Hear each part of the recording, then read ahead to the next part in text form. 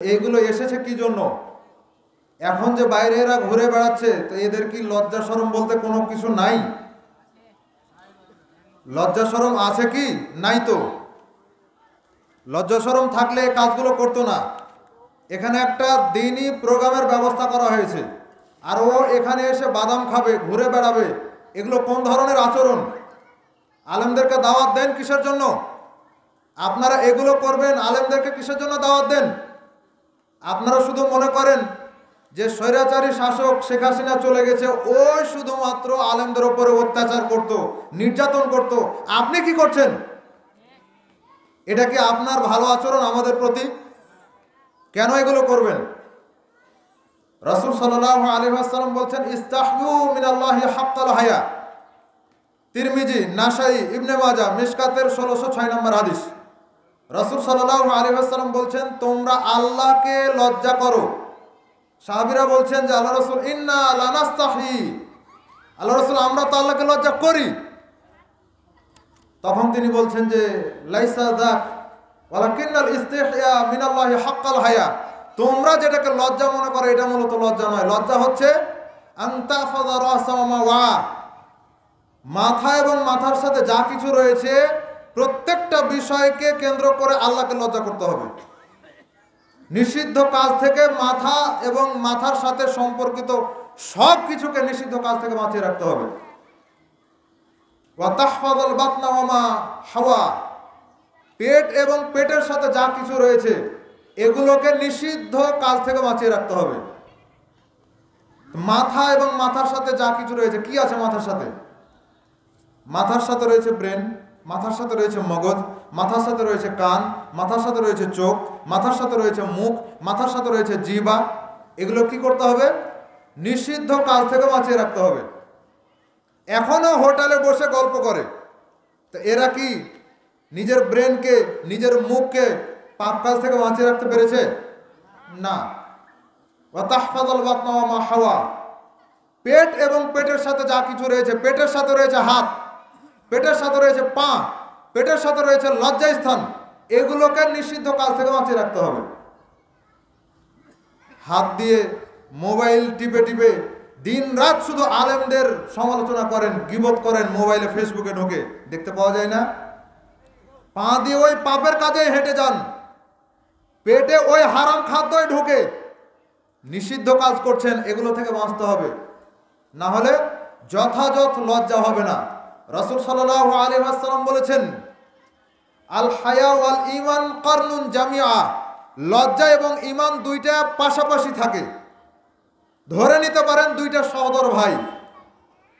আল হায়া ওয়াল ঈমান কারনুন জামিআ, লজ্জা এবং ঈমান দুইটা পাশাপাশি থাকে। ইদা রুফিয়াল আহাদু, যখন একটা চলে যায় তখন অটোমেটিক আরেকটাও চলে যায়। যখন মানুষের মধ্য থেকে লজ্জা চলে যায় তখন অটোমেটিক ঈমানটাও চলে যায়। আবার আরেকটা হাদিস সহিহ বুখারী, রাসূল সাল্লাল্লাহু আলাইহি ওয়াসাল্লাম বলছেন যে আল হায়াউ মিনাল ঈমান আল ঈমান ফিল জান্নাহ, লজ্জাই হচ্ছে ঈমান আর ঈমানই হচ্ছে জান্নাতে যাওয়ার মাধ্যম। তো আগের হাদিসটাতে তো বলছে যে লজ্জা নাই মানে ঈমান নাই, লজ্জা নাই মানে ঈমান নাই। তাহলে এখন বলেন যে যে ব্যক্তির ঈমান নাই ও কি জান্নাতে যেতে পারবে? পারবে না। তাহলে লজ্জা নাই মানে ঈমান নাই, আর ঈমান নাই মানে জান্নাতও পাওয়া সম্ভব নয়। অতএব সাবধানতা অবলম্বন করুন। আরেকটা হাদিস,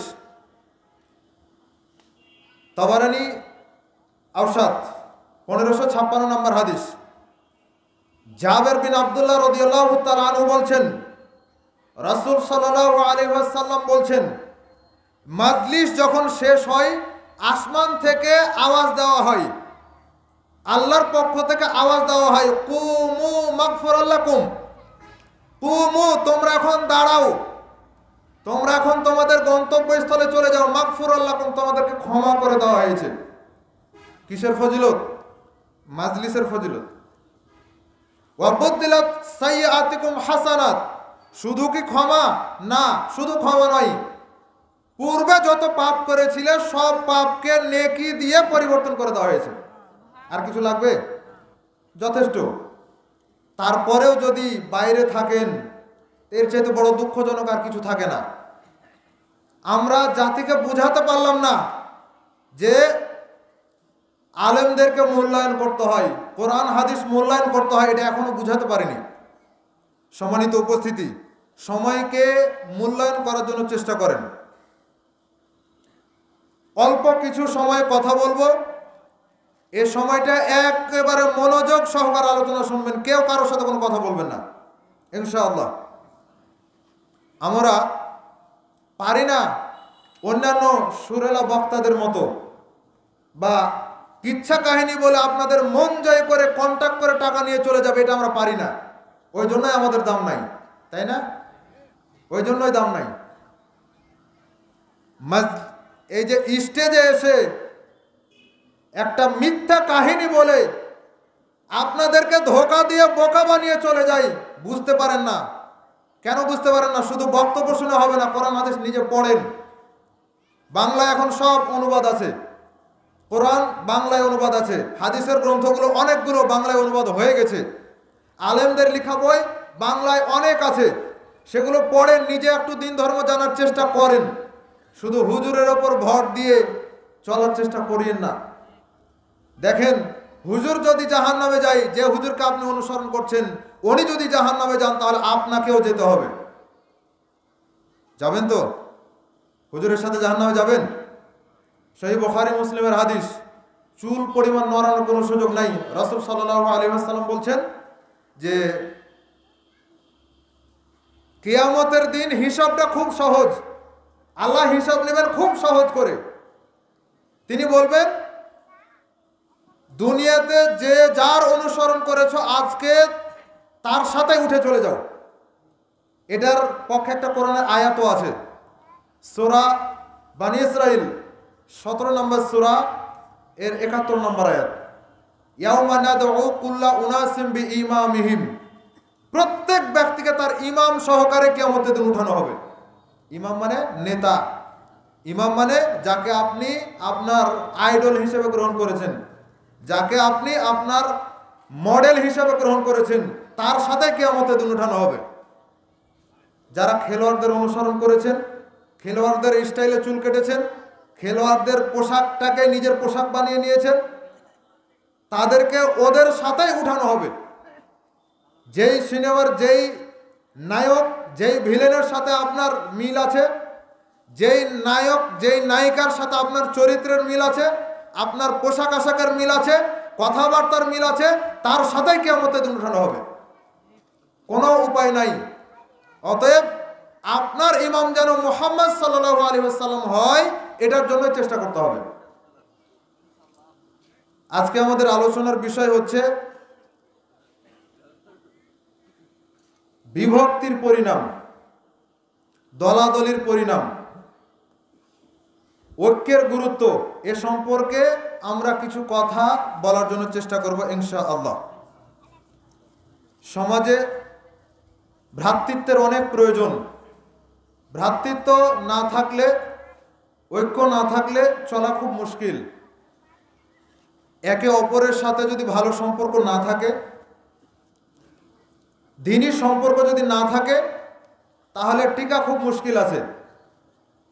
এই জন্য রাসূলুল্লাহ সাল্লাল্লাহু আলাইহি ওয়াসাল্লাম মুনাফিক নেতা আব্দুল্লাহ ইবনে উবাইকে সাথে নিয়ে চলেছেন, কিন্তু দল করতে দেননি, সাহাবীদেরকে আলাদা দল করতে দেননি। মক্কা থেকে মদিনায় হিজরত করেছেন, তারা হলো মুহাজির। মদিনা থেকে যারা রাসূল সাল্লাল্লাহু আলাইহি ওয়াসাল্লামকে রিসিভ করেছেন, তারা হলো আনসার। আর মক্কা বিজয়ের পরে যারা ইসলাম গ্রহণ করেছেন, তারা এক দল। এই তিনটা দলকে রাসূল সাল্লাল্লাহু আলাইহি ওয়াসাল্লাম এক সুতায় আবদ্ধ করে রেখেছেন, এক ভ্রাতৃত্বের বন্ধনে আবদ্ধ করে রেখেছেন, এক কেন্দ্রীয় শাসনের মধ্যে আবদ্ধ করে রেখেছেন। যার কারণে দেখা গেছে রাসূল সাল্লাল্লাহু আলাইহি ওয়াসাল্লামের মৃত্যুর পরেও 30-40 বছর পর্যন্ত সাহাবীরা ঐক্যের মধ্যে থেকেছেন, কোনো ফাটল তাদের মধ্যে ছিল না। আমাদের মধ্যে একটু যদি কিছু হয়ে যায়, কাঁচের গ্লাসের মতো, খালি হাত থেকে পড়তে দেরি, ভাঙতে দেরি হয় না। মানে পড়লেই শেষ। একটু যদি কিছু হয় তাহলে ও আমার দল থেকে বাদ, ও বাদ, ও আমার নয়, ও আমাদের মধ্যেকার নয়, ও খারেজি, ও শিয়া, ও অমুসলিম, ও কাফের, ইহুদি, খ্রিস্টান, আরো কত যে লকব দেয়। এখন নতুনভাবে দেওয়া শুরু করেছে বউ তালাক, দেখেছেন?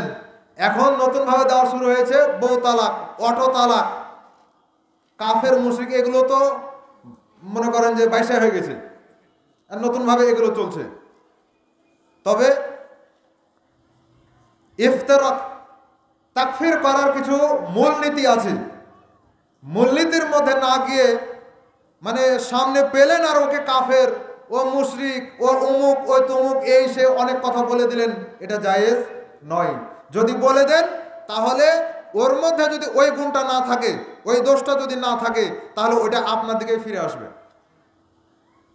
আমাদের একজন শিক্ষক বলছিলেন যে যারা সমালোচনা করে তারা মূলত এইভাবে দেখাতে চাই যে ওই, এভাবে দেখায় না যে অমুক ওই। তো দেখেন যে শাহাদাত আঙ্গুলটা শুধু ওইটার দিকে আছে, বাকি বৃদ্ধাঙ্গুলটাও আমার দিকে আছে, আর 3টা আঙ্গুল সেটাও আমার দিকে আছে। তার মানে ও যতখানি খারাপ তার চাইতে 4 গুণ বেশি আমি নিজে খারাপ। কথা বুঝতে পেরেছেন? মানুষের সমালোচনা কেন করবেন? কি প্রয়োজন পড়েছে মানুষের সমালোচনা করার? সম্মানিত উপস্থিতি, আয়াত তেলাওয়াত করেছিলাম সূরা আলে ইমরান 3 নম্বর সূরার 103 নম্বর আয়াত। আল্লাহ সুবহানাহু ওয়া তাআলা বলছেন, ওয়াতাসিমু বিহাবলিল্লাহি জামিআন ওয়া লা তাফাররাকু, যে তোমরা ইতিসাম করো, হাবলুল্লাহ ধরো, আঁকড়িয়ে ধরো। আল্লাহ সুবহানাহু ওয়া তাআলার রজ্জুকে, রশিকে তোমরা আঁকড়িয়ে ধরো। আজকে আমরা হাবলুল্লাহ ধরিনি, হাবলুন নাস ধরেছি। মানুষের রজ্জুকে আঁকড়ে ধরেছি, মানুষের মতাদর্শকে, মানুষের তৈরি বিধানকে আঁকড়ে ধরেছে, কিন্তু আল্লাহ সুবহানাহু ওয়া তাআলা যা দিয়েছেন এটাকে আমরা নেওয়ার প্রয়োজন মনে করিনি। হাবলুল্লাহ এর তাফসির, তাফসির ইবনে কাসির খুলে দেখুন। আনাস রাদিয়াল্লাহু তাআলা আনহু বলেছেন, আব্দুল্লাহ ইবনে আব্বাস রাদিয়াল্লাহু তাআলা আনহু বলেছেন, হাবলুল্লাহ মানে হচ্ছে আল্লাহ সুবহানাহু ওয়া তাআলার পক্ষ থেকে নাজিলকৃত কোরআন। হাদিসও এর অন্তর্ভুক্ত, হাদিসও এর অন্তর্ভুক্ত। যার কারণে কোরআন এবং হাদিস দুটাকে আঁকড়িয়ে ধরতে হবে। কিভাবে? চিলের ওজন বেশি নাকি মাছের ওজন বেশি? চিলের ওজন কম, তারপরে দেখা যায় যে বড় বড় মাছ ধরে খামচে তুলে নিয়ে চলে যায়, হয় না? তুলে নিয়ে চলে যায়, এর ওজন কম, অথচ এই যে খামচে ধরছে, ধরে আবার তুলে নিয়ে চলে যাচ্ছে। আপনাকে বলা হয়েছে ওয়াতাসিমু, তুমি ইতিসাম করো, আল্লাহ সুবহানাহু ওয়া তাআলার রজ্জুকে ঠিক এভাবেই আঁকড়িয়ে ধরো। এটাই আল্লাহ সুবহানাহু ওয়া তাআলা বলতে চেয়েছেন। এই আয়াতের প্রেক্ষাপট হচ্ছে যে রাসূল সাল্লাল্লাহু আলাইহি ওয়াসাল্লাম মদিনায় হিজরত করলেন। হিজরত করার পরে আউস এবং খাজরাজ গোত্র তারা দ্বন্দ্বে লিপ্ত হতো, ঝগড়ায় লিপ্ত হতো, যুদ্ধে লিপ্ত হতো। তাদেরকে তিনি এক জায়গায় করলেন। পরিবেশটা তৈরি করেছিলেন মুসআব ইবনে উমাইর রাদিয়াল্লাহু তাআলা আনহু, আল্লাহ রাসূলের হিজরতের পরিবেশ। আর পরে আল্লাহ রাসূল হিজরত করার পরে তাদেরকে এক জায়গায় করে দিলেন। এই আয়াতে তাদের বিষয়টাই উল্লেখ করা হয়েছে। আল্লাহ সুবহানাহু ওয়া তাআলা বলেছেন, ওয়াযকুরু নি'মাতাল্লাহি আলাইকুম, তোমরা আল্লাহ সুবহানাহু ওয়া তাআলার অনুগ্রহ নিয়ামতকে স্মরণ করো। ইয কুনতুম আ'দাআন ফাআল্লাফা বাইনা কুলুবিকুম, যখন তিনি তোমাদের অন্তরকে একত্রিত করে দিলেন। ফাআসবাহতুম বিনি'মাতিহি ইখওয়ানা, তোমাদেরকে ভ্রাতৃত্বের বন্ধনে আবদ্ধ করে দিলেন। অথচ এই লোকগুলো ছিল আগে মানে বিক্ষিপ্ত অবস্থায় ছিল। আউস এবং খাজরাজ গোত্রের মধ্যে যুদ্ধ লেগে থাকতো, ঠুন কথাতেই যুদ্ধ। আমার ছাগলে উমুকের বাড়ির শিম গাছের পাতা খেয়ে নিয়েছে, বা আমার ছাগলে, আমার গরুতে আপনার জমির ফসল খেয়ে নিয়েছে। এইরকম স্বাভাবিক কিছু ঘটনা তুচ্ছ কিছু ঘটনাকে কেন্দ্র করে ওই সময়ের মানুষগুলো যুদ্ধ বিগ্রহে লেগে থাকতো 30 বছর, 40 বছর, 100 বছর, 400 বছর পর্যন্ত। ইতিহাস তার প্রমাণ। অথচ দেখা যেত মানুষের বয়স কত, 60, 70, 100। ওই সময়ে তো এভাবে গেছে। তো পরবর্তীতে যারা যুদ্ধ করেছে ওরা জানেই না যে আসল ঘটনা কি। জানলে কি যুদ্ধ হতো? হতো না। তো দেখুন, রাসূল সাল্লাল্লাহু আলাইহি ওয়াসাল্লাম হিজরত করার পরে তাদেরকে এক জায়গায় করে দিলেন। পরবর্তীতে মক্কা বিজয়ের পরে যারা ইসলাম গ্রহণ করেছিল, আবু সুফিয়ান তাদের অন্তর্ভুক্ত। তারপরে হিন্দা, আরো অনেকে ইসলাম গ্রহণ করেছিল। তারা ইসলাম গ্রহণ করেছে। রাসূল সাল্লাল্লাহু আলাইহি ওয়াসাল্লাম সবাইকে একই বন্ধনে আবদ্ধ করেছেন, কাউকে কোনো পার্থক্য করতে দেননি। সম্মানিত উপস্থিতি, দেখুন আমরা আলোচনার পরবর্তী অংশে যাই। রাসূলুল্লাহ সাল্লাল্লাহু আলাইহি ওয়াসাল্লাম যে বিভক্তির পরিণতি উল্লেখ করেছেন, আল্লাহ সুবহানাহু ওয়া তাআলা যে বিভক্তির পরিণাম উল্লেখ করেছেন, সেটা একটু আমরা বলি, তাহলে আপনারা বুঝতে পারবেন। সুর না করাতে সম্ভবত ঘুম আসছে না? ঘুম আসছে?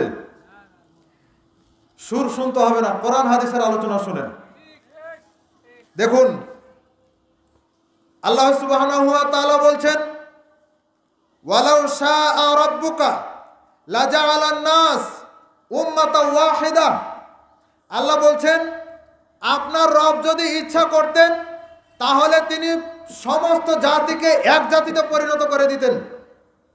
কারো মধ্যে কোনো পার্থক্য থাকতো না, কারো মধ্যে কোনো বিভেদ থাকতো না, কারো মধ্যে কোনো দ্বন্দ্ব ফাসাদ থাকতো না। আল্লাহ চাইলে সবাইকে তিনি এক জাতিতে পরিণত করে দিতেন। তার একটা বাস্তব, রাসূল সাল্লাল্লাহু আলাইহি ওয়াসাল্লামের সময়ে তিনি বললেন, আবু বকর রাদিয়াল্লাহু তাআলা আনহুকে বললেন, আবু বকর যাও অমুককে হত্যা করে আসো। জিয়াউর রহমান আজমির একটা হাদিস গ্রন্থ রয়েছে, সেখানে তিনি হাদিসটা নিয়ে আসছেন। রাসূল সাল্লাল্লাহু আলাইহি ওয়াসাল্লাম বলছেন, আবু বকর যাও তুমি অমুককে হত্যা করে আসো। তিনি গিয়ে দেখছেন যে ওই ব্যক্তি সালাত আদায় করছে। সালাত আদায় করছে, এই ব্যক্তিকে হত্যা করা যাবে? হত্যা করা যাবে না। আর আবু বকর রাদিয়াল্লাহু তাআলা আনহু গেছেন, তার মানে আরো সম্ভব নয়। আবু বকর খুব নরম মানুষ ছিলেন, তিনি ঘুরে চলে আসলেন। এবার তিনি দেখলেন রুকু অবস্থায়। এবার রাসূল সাল্লাল্লাহু আলাইহি ওয়াসাল্লামকে এসে বলছেন, আল্লাহ রাসূল ওই ব্যক্তি তো সালাত আদায় করছে, রুকু অবস্থায় রয়েছে, আমি তাকে কেমন করে হত্যা করি? রাসূল সাল্লাল্লাহু আলাইহি ওয়াসাল্লাম ওমর রাদিয়াল্লাহু তাআলা আনহুকে বললেন, ওমর যাও তুমি তাকে হত্যা করে আসো। এবার ওমর রাদিয়াল্লাহু তাআলা আনহু গেলেন, তিনি গিয়ে দেখছেন যে ওই ব্যক্তি সিজদায় আছে। হত্যা করা সম্ভব? সম্ভব নয়। সাহাবায়ে কেরাম একজন সালাত আদায়কারী ব্যক্তি রুকুকারী ব্যক্তিকে, সিজদাকারী ব্যক্তিকে হত্যা করবে, অসম্ভব হতেই পারে না। ওই শিক্ষা নবী সাল্লাল্লাহু আলাইহি ওয়াসাল্লাম দেননি। এবার ওমর রাদিয়াল্লাহু তাআলা আনহু ফিরে আসলেন, তিনি বললেন, আল্লাহ রাসূল ওই ব্যক্তি সিজদায় আছে, কেমন করে তাকে হত্যা করি? এবার রাসূল সাল্লাল্লাহু আলাইহি ওয়াসাল্লাম আলী রাদিয়াল্লাহু তাআলা আনহুকে বললেন, যাও ওই ব্যক্তিকে হত্যা করে আসো। আলী রাদিয়াল্লাহু তাআলা আনহু গিয়ে দেখছেন যে ওই ব্যক্তি সালাত আদায় করে চলে গেছে, নাই।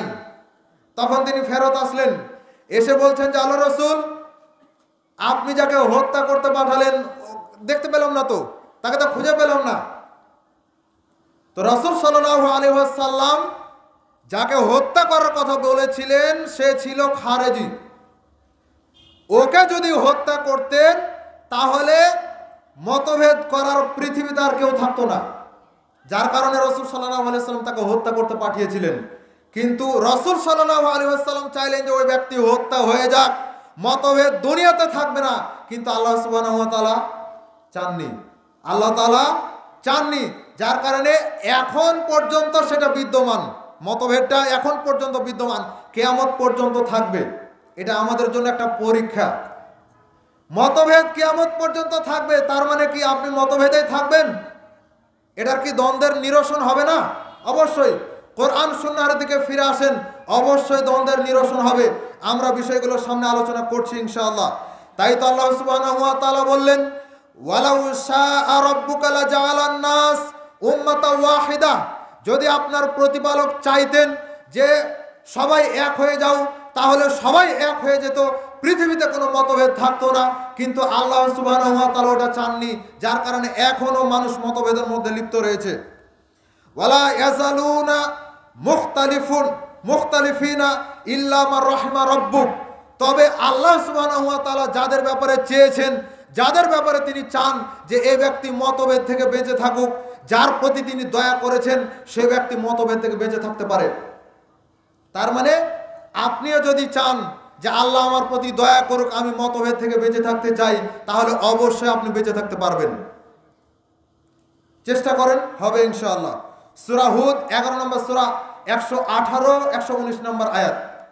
এরপরে আসেন আল্লাহ সুবহানাহু ওয়া তাআলা বলছেন, ওয়ালা তাকুনু কাল্লাযীনা তাফাররাকু, তোমরা তাদের মতো হয়ো না, ওয়াখতালাফু মিন বাদি মা জাআহুমুল বাইয়িনাত, যাদের কাছে স্পষ্ট দলিল আসার পরেও তারা মতভেদ করেছে। যাদের কাছে স্পষ্ট দলিল আসার পরেও, স্পষ্ট কোরআন সুন্নাহ থাকার পরেও তারা মতভেদে লিপ্ত হয়েছে, তোমরা তাদের মতো হয়ো না। কোরআন হাদিস স্পষ্ট, এটা রাসূল সাল্লাল্লাহু আলাইহি ওয়াসাল্লাম বলেছেন। তিনি বলছেন, বাইদান নাকিয়া, তিরমিজির হাদিস, মুসনাদ আহমদের হাদিস, মিশকাতের 194 নম্বর হাদিস। রাসূল সাল্লাল্লাহু আলাইহি ওয়াসাল্লাম বলছেন যে আমি যে দিন নিয়ে এসেছি, এই দিনটা হচ্ছে বাইদান নাকিয়া, স্পষ্ট দিনের মতন স্পষ্ট। অতএব কেউ যদি চায় যে আমি নবীর দেওয়া কোরআন হাদিস বাদ দিয়ে আজকে মুসা আলাইহিস সালামের উপরে যা অবতীর্ণ হয়েছে সেই কিতাবের অনুসরণ করব, সেটাও গ্রহণযোগ্য হবে না, সেটাও গ্রহণযোগ্য হবে না। তাহলে মুসা আলাইহিস সালাম আল্লাহর পক্ষ থেকে প্রেরিত নবী, প্রেরিত রসুল, তার উপর অবতীর্ণ হয়েছে তাওরাত নামক কিতাব, সেটার অনুসরণ করলে যদি নাজাত পাওয়া না যায়, ওই মুসা আলাইহিস সালাম যদি আজকে জীবিত হয়, ওয়ালাউ কানা মুসা হাইয়ান, যদি আজকে মুসা জীবিত হয়, তারপরে সে যদি আমাকে অনুসরণ না করে, মানে নবী সাল্লাল্লাহু আলাইহি ওয়াসাল্লামকে অনুসরণ না করে, তাহলে সে মুসা আলাইহিস সালামও জান্নাত পাবে না। এই যদি হয় বিধান, তাহলে আজকে আপনি আমি কিভাবে করে পীরের দোহাই দিয়ে, মাযহাবের দোহাই দিয়ে, বিভিন্ন মতাদর্শের দোহাই দিয়ে কিভাবে নাজাত পেতে পারি? সম্ভব? কোনোভাবেই সম্ভব নয়। অতএব কোরআন সুন্নাহর দিকে ফিরে আসতে হবে। সম্মানিত উপস্থিতি, আরেকটা আয়াত বলে হাদিসের দিকে যাই। আল্লাহ বলছেন, ইন্নাল্লাযীনা ফারাকু দীনাহুম ওয়া কানু শিয়া লাস্তা মিনহুম ফি শাইইন। আল্লাহ বলছেন যে যারা দিনের ভিতর মতভেদ ঢুকিয়ে দিনকে টুকরা টুকরা করেছে, তাদের সাথে আপনার কোনো সম্পর্ক নাই। যতই পরহেজগারিতা থাকুক, যতই তাকওয়া থাকুক, আর যতই মাথায় লম্বা টুপি থাকুক, যতই 22 হাতের পাগড়ি থাকুক, যত বড় জুব্বা থাকুক না কেন, যত বড় ওড়না থাকুক না কেন, যাই কিছু থাকুক না কেন, যদি সে দিনের ব্যাপারে মতভেদকারী হয়, যদি সে দিনের ব্যাপারে বিদআত তৈরিকারী হয়, শিরক তৈরিকারী হয়, বিদআত কুসংস্কার তৈরিকারী হয়, আর সেগুলোকে প্রচারকারী হয়, রাসূল সাল্লাল্লাহু আলাইহি ওয়াসাল্লামের উপরে আল্লাহ কোরআনের আয়াত নাজিল করেছেন, ওই ব্যক্তির সাথে মুহাম্মদ সাল্লাল্লাহু আলাইহি ওয়াসাল্লামের কোনো সম্পর্ক নাই। দুনিয়াতেও সম্পর্ক নাই, কিয়ামতের দিনে কোনো সম্পর্ক থাকবে না। অতএব সাবধান। জাবের বিন আব্দুল্লাহ রাদিয়াল্লাহু তাআলা আনহু বলছেন, কুন্না ইনদান নবী সাল্লাল্লাহু আলাইহি ওয়াসাল্লাম, আমরা নবী সাল্লাল্লাহু আলাইহি ওয়াসাল্লামের কাছে ছিলাম। এমত অবস্থায় রাসূল সাল্লাল্লাহু আলাইহি ওয়াসাল্লাম একটা দাগ টানলেন, সরল রেখা টানলেন, তারপরে ডান দিকে তিনি 2টা দাগ টানলেন, বাম দিকে 2টা দাগ টানলেন। দাগ টানার পরে তিনি সরল রেখার উপরে আঙ্গুল দিয়ে বলছেন, হাযা সিরাতে মুস্তাকিমান, এটা হচ্ছে সিরাতে মুস্তাকিমের পথ, এই যে সোজা পথ, এটা হচ্ছে সিরাতে মুস্তাকিমের পথ। আর এই ডান দিকে যে 2টা দাগ, বাম দিকে 2টা দাগ, এগুলো সবই হচ্ছে বিভ্রান্তপূর্ণ দলের পথ, এগুলো সবই হচ্ছে কোরআন হাদিসের বাইরের মতাদর্শ, কোরআন হাদিসের বাইরের পথ। অতএব সাবধান। রাসূল সাল্লাল্লাহু আলাইহি ওয়াসাল্লাম কোরআনুল কারীমের আয়াত তেলাওয়াত করলেন। তিনি বলছেন, ওয়া আন্না হাযা সিরাতে মুস্তাকিমান, ফাত্তাবিউহু ওয়ালা তাত্তাবিউস সুবুল। আল্লাহ সুবহানাহু ওয়া তাআলা কোরআনুল কারীমের মধ্যে উল্লেখ করেছেন, সূরা আনআম 6 নম্বর সূরা এর আয়াত 169 নম্বর আয়াত। আল্লাহ সুবহানাহু ওয়া তাআলা বলছেন যে ওয়া আন্না হাযা সিরাতে মুস্তাকিমা, এটা হচ্ছে সিরাতে মুস্তাকিম। কোরআন হাদিসের পথটা হচ্ছে সোজা পথ, সিরাতে মুস্তাকিমের পথ। এর বাইরে যা কিছু রয়েছে, কেউ যদি এটার অনুসরণ করতে চায় তাহলে সে অবশ্যই পথভ্রষ্ট হবে। অতএব পৃথিবীর মানুষ, তোমরা এই সিরাতে মুস্তাকিমের পথটাকে অনুসরণ করো। এটা হচ্ছে ইবনে মাজার হাদিস, 11 নম্বর হাদিস। মুসনাদে আহমদের মধ্যেও এই হাদিস রয়েছে। সম্মানিত উপস্থিতি, তাহলে বোঝা যাচ্ছে কোরআন সুন্নাহের পথটাই হচ্ছে সহজ পথ, সিরাতে মুস্তাকিম, সেটাই হচ্ছে সরল পথ। এই পথে আপনাকে থাকতে হবে। এর বাইরে যতই পথ আসুক না কেন, ওগুলোকে অনুসরণ করা যাবে না। সহিহ বুখারী 3610 নম্বর হাদিস, রাসূল সাল্লাল্লাহু আলাইহি ওয়াসাল্লাম বলছেন, দুআতুন আলা আবওয়াবি জাহান্নাম মান আজাবুহুম ইলাইহা কাযাফুহু ফিহা। আল্লাহ রাসূল বলছেন যে দুআতুন আলা আবওয়াবি জাহান্নাম, জাহান্নামের দরজায় দাঁড়িয়ে আলেমরা, আলেম সমাজ জাহান্নামের দরজায় দাঁড়িয়ে মানুষদেরকে ডাকবে, আসো আসো আসো, এই দিক দিয়ে আসো, তাহলে তুমি জান্নাতে চলে যাবা। আরেক দল ডাকবে, আসো এই দিক দিয়ে আসো, তাহলে তুমি জান্নাতে চলে যেতে পারবা। এইভাবে করে ডাকতে থাকবে। কিন্তু রাসূল সাল্লাল্লাহু আলাইহি ওয়াসাল্লাম বলছেন, সাবধান, মান আজাবুহুম ইলাইহা, যদি কেউ তার ডাকে সাড়া দেয় তাহলে কাযাফুহু ফিহা, ওই ব্যক্তিকে ধরে ওই আলেম জাহান্নামে তুলে আছাড় মারবে। হাদিস সহিহ বুখারী। আলেমরা জাহান্নামের দরজায় দাঁড়িয়ে ডাকবে। আশ্চর্যের বিষয় না? আলেমরা জাহান্নামের দরজায় দাঁড়িয়ে ডাকবে, কি আশ্চর্যের বিষয়। সম্মানিত উপস্থিতি, দুনিয়াতে যেমন ভেজাল জিনিস পাওয়া যায়, ভালো জিনিস পাওয়া যায়, শরীয়তের মধ্যেও ভালো ভেজাল দুটাই রয়েছে। আপনাকে যাচাই করে অনুসরণ করার জন্য চেষ্টা করতে হবে। আপনি আমি মনে করি যে কোরআন হাদিস এর মধ্যে কি ভেজাল থাকতে পারে? শিয়ারা তৈরি করেছে কোরআনের নাম দিয়ে। আমাদের কোরআন আমরা জানি, আহলে সুন্নাত ওয়াল জামাতের মতে কোরআন হচ্ছে 30 পারা, শিয়ারা তৈরি করেছে 90 পারা। তাহলে কোরআনের মধ্যে ভেজাল ঢোকালো না? রাসূল সাল্লাল্লাহু আলাইহি ওয়াসাল্লামের হাদিস, সহিহ সনদে বর্ণিত হাদিস, 10 লক্ষ হাদিসের মধ্যে মোটামুটি 30, 40 বা 50,000 হাদিস পাওয়া যাবে, যেগুলো একেবারে খাঁটি সহিহ হাদিস। এর বাইরে যত রয়েছে কোনো না কোনোভাবে এর মধ্যে মতভেদ ঢুকে রয়েছে, জাল জয়ীব অনেক কিছু রয়েছে। তাহলে বলেন এর মধ্যে ভেজাল আছে না নাই? ভেজাল আছে। তাহলে আপনাকে জেনে শুনে আমল করতে হবে, বুঝে আমল করতে হবে। শুনলাম আর মেনে নিলাম, এটা দিয়ে জান্নাত পাওয়া যাবে না। আল্লাহ সুবহানাহু ওয়া তাআলা ওটাই বলেছেন, ফাসআলু আহলাল যিকরি ইন কুনতুম লা তা'লামুন বিল বাইনাতি ওয়াজ জুবুর। হে অজানা মানুষ, তোমরা জানা মানুষের কাছ থেকে, জ্ঞানী মানুষের কাছ থেকে জেনে নাও বিস্তারিতভাবে, দলিল প্রমাণ সহকারে, বিস্তারিতভাবে দলিল প্রমাণ সহকারে জেনে নাও। এটা আল্লাহ সুবহানাহু ওয়া তাআলা বলেছেন। আপনি বলবেন যে আমরা তো কোরআন হাদিস বুঝি না, আমরা কিভাবে দলিল যাচাই করব? এটা আপনি বলবেন। দুনিয়ার ব্যাপারে বলেন, দুনিয়ার ব্যাপারে বলেন, দুনিয়ার ব্যাপারে তো বলেন না। বাজারে যান, আপনার ব্যাগ দেখলেই বাজারের লোকেরা বুঝতে পারে যে আপনি তরি তরকারি কিনতে এসেছেন। আপনি মার্কেটে হাঁটছেন, আপনার চেহারা দেখলেই বোঝা যায় যে আপনি একটা জ্যাকেট কিনবেন। আপনি বিভিন্ন দোকানের পাশ দিয়ে যাচ্ছেন, ওরা বুঝে যে আমার দোকানের পাশ দিয়ে সাধারণ মানুষরা যাওয়া আসা করবে না, আমার দোকানের যে পণ্য হয়তো আমার দোকানে কিনবে অথবা অন্য দোকানে কিনবে, এই জন্য সে এই রাস্তা দিয়ে হাঁটাহাঁটি করছে। এটা সে বুঝে, এই জন্য বারবার আপনাকে ডাকবে, ভাই এদিকে আসেন, কি লাগবে বলেন, কি লাগবে বলেন, হয় না? তো এগুলো বলে, আপনি কি বলেন? আপনি তখন মনে করেন যে আমার তো জ্ঞান নাই, তাহলে আমি কি যাচাই করব, এক জায়গা থেকে নিয়ে নি না। এটা তো তখন বলেন না। দুনিয়ার ক্ষেত্রে খুব ভালো বুঝেন, একটা জিনিস কেনার জন্য 50 দোকান সফর করেন, এটা আপনি পারেন, দুনিয়ার ক্ষেত্রে পারেন। কিন্তু পরকালীন বিষয়, যেটা না মানলে আপনার জন্য জাহান্নাম হতে পারে, যেটা না মানলে আপনার জন্য জাহান্নাম হতে পারে, যে জাহান্নামের 1 সেকেন্ডের আযাব আপনি সহ্য করতে পারবেন না, সেই জাহান্নাম থেকে বাঁচার জন্য দলিল যাচাই করতে হবে না? দলিল যাচাই করতে হবে না? আল্লাহ সুবহানাহু ওয়া তাআলা জান্নাতি ব্যক্তি যাদেরকে তিনি জান্নাতে দিবেন, তার মধ্য থেকে সর্বশেষে যে ব্যক্তি জান্নাতে যাবে, সে ব্যক্তির জন্য জান্নাতের মধ্যে প্রতিদান রেখেছেন 10টা পৃথিবীর সমমানের একটা জান্নাত। সবার শেষে যে জান্নাতে যাবে, সবার শেষে মানে বুঝাতে পারিনি আপনাকে। মানে একদল জাহান্নামে চলে গেল, আরেক দল জান্নাতে চলে গেল। তো এখন যারা জান্নাতে গেল, এদের শেষে যে জান্নাতে গেল এ নয়, জাহান্নামে রয়েছে। সবাই জান্নাতে গেছে, জাহান্নামে চলে গেছে, যার যেখানে ঠিকানা চলে গেছে। এবার জাহান্নামের মধ্যে যারা রয়েছে তারা তো শাস্তি ভোগ করার পর জান্নাতে যাবে কিছু মানুষ। তো এদের মধ্য থেকে যে সবার শেষে যাবে এই ব্যক্তিকে আল্লাহ সুবহানাহু ওয়া তাআলা জান্নাত দিবেন 10টা পৃথিবীর সমান একটা জান্নাত। 10টা পৃথিবীর সমান একটা জান্নাত দিবেন। সবার শেষে যে ব্যক্তি জান্নাতে যাবে ওই ব্যক্তিকে দুনিয়াতে 1 কাঠা মাটি কিনবেন, যদি আপনাকে ফ্রিতেও দেওয়া হয় তবুও আপনি নেবেন না, যদি আপনার দলিল জাল হয় নেবেন। মাটিতে যদি গন্ডগোল থাকে, পাশের প্রতিবেশীর সাথে যদি ঝগড়া থাকে, ওই মাটি আপনি কিনবেন না। এটা পারেন দুনিয়ার ক্ষেত্রে, এটা দুনিয়ার ক্ষেত্রে বুঝেন, কিন্তু কোরআন হাদিসের ক্ষেত্রে এটা আপনি বুঝেন না। তখন আপনি বলেন হুজুররা কি কম বুঝে।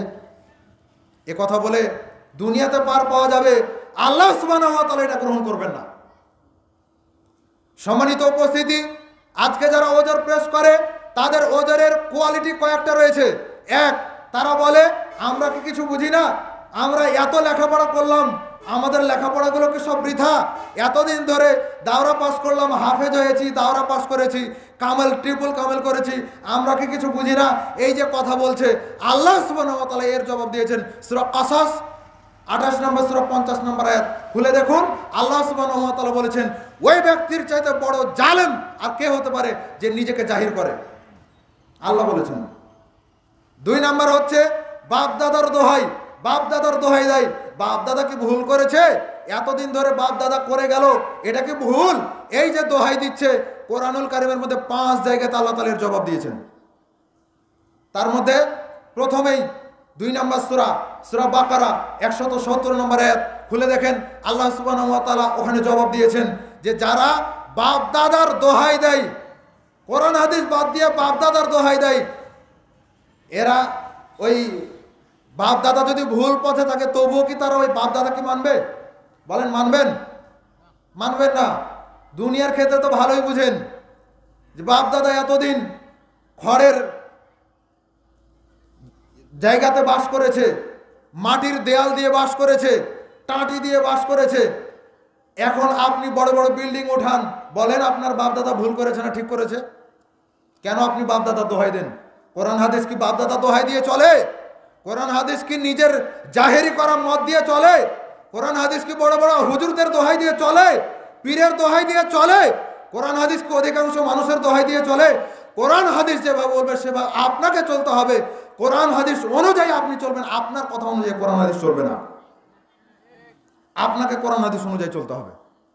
সম্মানিত উপস্থিতি, যে কথা আপনাকে বলছিলাম, রাসূল সাল্লাল্লাহু আলাইহি ওয়াসাল্লাম ভয়াবহতা উল্লেখ করে দিলেন। যারা মতভেদ তৈরি করবে, সিরাতে মুস্তাকিমের পথ বাদ দিয়ে যারা অন্যান্য মতাদর্শের অনুসরণ করবে, তাদের পরিণাম হচ্ছে জাহান্নাম। খুলে দেখেন সূরা নিসা 4 নম্বর সূরা 115 নম্বর আয়াত। আল্লাহ বলছেন ওয়া ইউশাকিকির রাসূল মিন বাদি মা তাবায়্যানা লাহুল হুদা ওয়া ইয়াত্তাবি গায়রা সাবিলিল মুমিনিন নুআল্লিহি মা তাওয়াল্লা ওয়া নুসলিহি জাহান্নাম। আল্লাহ বলছেন যে ওয়া ইউশাকিকির রাসূল, যে ব্যক্তি রাসূলের বিরোধিতা করবে, মিন বাদি মা তাবায়্যানা লাহুল হুদা, তার কাছে হেদায়েত প্রকাশিত হয়ে যাওয়ার পর, হেদায়েত প্রকাশিত হয়েছে, কোরআন হাদিস সামনে রয়েছে, তারপরেও বিরোধিতা করে সে রাসূল সাল্লাল্লাহু আলাইহি ওয়াসাল্লামের বিরোধিতা করছে, কোরআনের বিরোধিতা করছে, হাদিসের বিরোধিতা করছে, কোরআন হাদিসের বিরোধিতা করে, মিন বাদি মা তাবায়্যানা লাহুল হুদা ওয়া ইয়াত্তাবি গায়রা সাবিলিল মুমিনিন, তারা সাহাবায়ে কেরামের পথ থেকে বিচ্যুত হয়ে চলে যাচ্ছে। নুআল্লিহি মা তাওয়াল্লা, আল্লাহ বলছেন তারা যেদিকে যেতে চায় আমি তাদেরকে সেদিকেই পাঠিয়ে দিব। ওয়া নুসলিহি জাহান্নাম, আর তাদের শেষ ঠিকানা হচ্ছে জাহান্নাম। আপনাকে আল্লাহ বাধা দিবেন না, এই কোন দিকে যাচ্ছ, আল্লাহ বাধা দিবেন না, কিন্তু যেদিকে যাবেন যান, পথটা যদি সঠিক না হয় থাকার জায়গা জাহান্নাম, থাকার জায়গা জাহান্নাম। অতএব সাবধানতা অবলম্বন করুন। সম্মানিত উপস্থিতি, আপনাকে আমাকে ভ্রাতৃত্ব ঠিক রাখতে হবে। ভ্রাতৃত্ব যে নষ্ট হয়, এ নষ্ট হওয়ার 2-1টা কারণ আপনাকে উল্লেখ করি। তার 1 নম্বর কারণ হচ্ছে গোড়ামি, জেদ। গোড়ামি, জেদ আমাদেরকে ভ্রাতৃত্ব থেকে দূরে সরিয়ে দিয়েছে, হেদায়েতের পথ থেকে দূরে সরিয়ে দিয়েছে। এটা আপনাকে বলছি, খুলে দেখেন। আল্লাহ সুবহানাহু ওয়া তাআলা বলছেন সূরা আলে ইমরান 3 নম্বর সূরার 19 নম্বর আয়াত, সবাই জানেন, ইন্নাদ-দীনা ইনদাল্লাহিল ইসলাম, আমার কাছে মনোনীত দিন হচ্ছে ইসলাম, মনোনীত জীবন ব্যবস্থা হচ্ছে ইসলাম। এরপর আল্লাহ বলছেন ওয়ামাখতালাফাল্লাযীনা উতুল কিতাবা ইল্লা মিন বাদি মা জাআহুমুল বাগিয়াম বাইনাহুম। আল্লাহ বলছেন যে তারা যাদেরকে কিতাব দেওয়া হয়েছিল, জ্ঞান দেওয়া হয়েছিল, যারা জ্ঞান পেয়েছে তারা জ্ঞান পাওয়ার পরেও ইখতিলাফ করেছে। জ্ঞান পাওয়ার পরে ইখতিলাফ করে মানুষ, আশ্চর্য হতে হয়। সম্মানিত উপস্থিতি, একটা যুক্তি আমি বলি, আপনি একটু খেয়াল করেন, শুনেন, দেখেন একটু বুঝতে পারেন কিনা। প্রতিদিন 5 ওয়াক্ত সালাত আদায় করেন কিনা? 5 ওয়াক্ত সালাত আদায় করেন। 5 ওয়াক্ত সালাতে 17 রাকাত ফরজ সালাত। এই 17 রাকাত ফরজ সালাত সাথে রয়েছে সুন্নাত নফল। যেগুলো নফল সেগুলোই সুন্নাত, যেগুলোকে আমরা সুন্নাত মনে করি হাদিসের ভাষায় সবই হচ্ছে নফল, ফিকহের ভাষায় সেগুলোকে সুন্নাত, সুন্নাতে মুআক্কাদা, সুন্নাতে গায়রে মুআক্কাদা ইত্যাদি ইত্যাদি নামকরণ করা হয়। জেনে রাখা ভালো হবে, আমরা যদি ন্যূনতম 17 রাকাত ফরজ সালাত ধরি, 17 রাকাত ফরজ সালাতে 17 রাকাতে প্রতিদিন 17 বার সূরা ফাতিহা পাঠ করি কি করি না? সূরা ফাতিহা পাঠ করি। সূরা ফাতিহা পাঠ করতে করতে আমরা বলি ইহদিনাস সিরাতাল মুস্তাকিম, আল্লাহ আপনি আমাকে সিরাতে মুস্তাকিম দান করেন, সরল পথ দান করেন। সিরাতাল্লাযীনা আনআমতা আলাইহিম, তাদের পথ দান করেন যাদেরকে আপনি অনুগ্রহ করেছেন, নবী, সিদ্দিক, শুহাদা, সালেহিন, যাদেরকে আপনি অনুগ্রহ করেছেন, নিয়ামত দিয়েছেন, তাদের পথ আপনি আমাকে দান করেন। গায়রিল মাগদুবি আলাইহিম ওয়ালাদ-দাল্লিন, তাদের পথ আমাকে দিয়েন না, যারা পথভ্রষ্ট, যারা অভিশপ্ত, তাদের পথে আপনি আমাকে দিয়েন না। প্রতিদিন বলছি, প্রতি ওয়াক্তে বলছি, প্রতি রাকাতে বলছি, কমসে কম 17 রাকাত ফরজ সালাতে আমরা বলছি এই কথা। তারপরেও 80 বছর বয়স হয়ে গেছে, সালাতটা রাসূলের পদ্ধতিতে হয় না। বয়স হয়ে গেছে অনেক, এক পা কবরে চলে গেছে, তারপরেও আমরা কোরআনুল কারীম পড়তে জানি না, রাসূলের পদ্ধতিতে সালাত আদায় করতে জানি না, কোরআনুল কারীম পড়তে জানি না, দিন সম্পর্কে আপনার আমার কোনো জ্ঞান নাই। এটা হয়েছে কেন? আল্লাহর কাছে তো আমরা প্রতিদিনই চাচ্ছি, 5 ওয়াক্ত সালাতেই চাচ্ছি, 17 রাকাত ফরজ সালাতে 17 বার করে চাচ্ছি, অনন্য 17 বার করে চাচ্ছি, তারপরে আমরা ইহদিনাস সিরাতাল মুস্তাকিম, সিরাতে মুস্তাকিম পাচ্ছি না। কেন? কেন পাচ্ছি না? কোরআন হাদিস আমরা পড়াশোনা করি না, ওই যে হুজুরের উপরে দিয়ে ভর, বিসমিল্লাহ আল্লাহু আকবার চলছে ওভাবেই, যার কারণে আমরা সঠিক পথ এখনো পাই না, এখনো আমরা সঠিক পথ পাই না। সম্মানিত উপস্থিতি, এই যে আয়াতগুলো দিয়ে আপনাকে বলছি, জ্ঞান থাকার পরেও মানুষ পথভ্রষ্ট হয়। আজকে যদি আপনাকে জিজ্ঞাসা করা হয়, ভাই আপনি সালাত পড়েন, বাবা যে আপনি সালাত পড়েন, আপনি সবই জানেন, তারপর আপনি সালাত পড়েন না। সালাতের বিষয়ে 2টা পয়েন্ট একটু কথা বলে নিই আপনাকে, তারপরে আমি সামনের দিকে এগিয়ে যাচ্ছি। সম্মানিত উপস্থিতি, দেখুন, সালাত 5 ওয়াক্ত সালাত পড়া ফরজ, যে কোনো মূল্যে সালাত আদায় করতে হবে। উজু করে সালাত আদায় করতে হয়, উজু করার পানি নাই অথবা পানি ব্যবহারে আপনি অক্ষম, তায়াম্মুম করে সালাত আদায় করতে হবে। আল্লাহ ছাড় দিয়েছেন, তায়াম্মুম করার কোনো সুযোগ পাচ্ছেন না আপনি, তাহলে আপনি বিনা ওযু বিনা তায়াম্মুমে সালাত আদায় করবেন, সালাত ছাড়ার কোনো সুযোগ নাই। পশ্চিম দিকে মুখ করে সালাত আদায় করতে হয়, কেবলামুখী হয়ে সালাত আদায় করতে হয়। কেবলামুখী হতে পারছেন না, বুঝতে পারছেন না কেবলা কোন দিকে, বিনা কেবলাতেই সালাত আদায় করতে হবে। আপনাকে সুন্দর পোশাক, পরিষ্কার পবিত্র পোশাক পরে সালাত আদায় করতে হয়, কিন্তু আপনার কাছে পবিত্র পোশাক নাই, পরিষ্কার পোশাক নাই, যেই পোশাকে ময়লা মাটি লেগে আছে, যেই পোশাকে নাপাক লেগে আছে, ওই পোশাকেই সালাত আদায় করতে হবে। কোনো প্রকার পোশাকই নাই, উলঙ্গ অবস্থায় রয়েছেন, উলঙ্গ অবস্থাতেই সালাত আদায় করতে হবে। সালাতে একটা ইবাদত, যে ইবাদত কোনো ওজর বুঝে না, কোনো ওজর বুঝে না। সালাতে একটা ইবাদত, যে কোনো ওজর বুঝে না। সিয়ামকে যদি বলেন আমি অসুস্থ, এখন রাখতে পারলাম না, পরে রাখবো, ওজর বুঝে। আল্লাহ সুবহানাহু ওয়া তাআলা ছাড় দিয়েছেন, মিসকিন খাইয়ে দেন, ঠিক হয়ে যাবে, যদি আপনি ওই পর্যায়ের হন। আর যদি আদায় করতে পারেন তাহলে পরবর্তীতে আদায় করেন, ঠিক আছে, স্বাভাবিকভাবে আপনি ছাড় পেলেন, কিন্তু সালাতে এরকম কোনো ছাড় নাই। যাকাত, আপনি বাইরে রয়েছেন, আপনার পরিবারে আপনি বলে দিলেন আমার সম্পদ জাকাতের উপযুক্ত হয়ে গেছে, জাকাতটা একটু আদায় করে দাও, আপনি আদায় করতে পারলেন না, পরিবারের লোকজনকে বলে দিলেন, ভাইকে বা পিতাকে বলে দিলেন, আদায় করে দিল, আপনার পক্ষ থেকে আদায় হয়ে গেল, কিন্তু সালাত হবে না। হজের ব্যাপারে হজ করার সমান টাকা পয়সা আপনার রয়েছে, আপনি অসুস্থ মানুষ, একজনকে টাকা দেন, ও হজ করে আসুক, আপনার হজ আদায় হয়ে যাবে, কিন্তু সালাতের ক্ষেত্রে বদলি চলবে না। সালাতের ক্ষেত্রে কোনো বদলি চলে না। আর আপনি মনে করছেন যে সালাত পড়ি না তো কি হয়েছে আপনাকে একটু বলি। আমাদের সমাজে অনেক জায়গাতে সালাতের কাফারা আদায় করা হচ্ছে। কয়েকদিন আগে দেখলাম দেওবন্দি জগতের একজন মুফতি সুর করে বক্তব্য দেয়, হাদিস নাম্বার বলে বক্তব্য দেয়, কোরআনের আয়াতের নাম্বার বলে বক্তব্য দেয়। এইরকম একজন আলোচক তিনি বলছেন সালাত যে আদায় করেনি ওই ব্যক্তির সালাতের একটা হিসাব করে কিছু ছাতু, আটা, টাকা পয়সা দিয়ে দিতে হবে, হক আদায় হয়ে যাবে। আমার মৃত্যু পর্যন্ত আমি সময় দিয়ে গেলাম, বলে গেলাম যে সালাত একটা ইবাদত যেটার কোনো কাফারা নাই। এইরকম কোনো কাফারা নাই।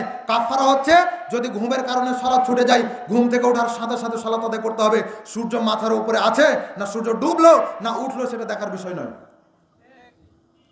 দলিল আমি দেব, কথার জিম্মাদারি তো আমি নিচ্ছি, দলিল আমি দেব। সহিহ মুসলিম 597 নম্বর হাদিস, সহিহ বুখারী 597 নম্বর হাদিস, সহিহ মুসলিম 684 নম্বর হাদিস খুলে দেখেন।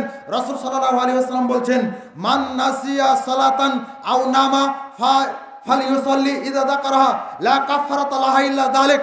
যে ব্যক্তি ঘুমের কারণে অথবা ভুলে যাওয়ার কারণে সালাত ছুটে যায়, ওই ব্যক্তি যখনই স্মরণ হবে অথবা ঘুম থেকে জেগে উঠবে তখনই তাকে সালাত আদায় করতে হবে।